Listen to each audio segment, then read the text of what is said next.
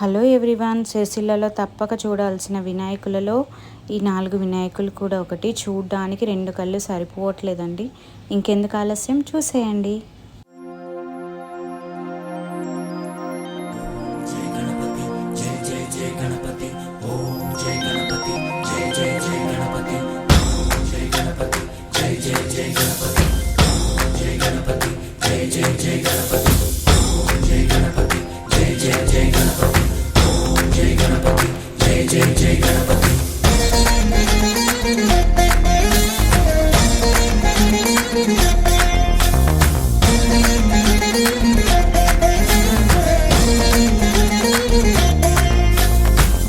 Jaya Ganesha, Jai కొడత Ganesha, జయములివ్వు Bojja Ganesha.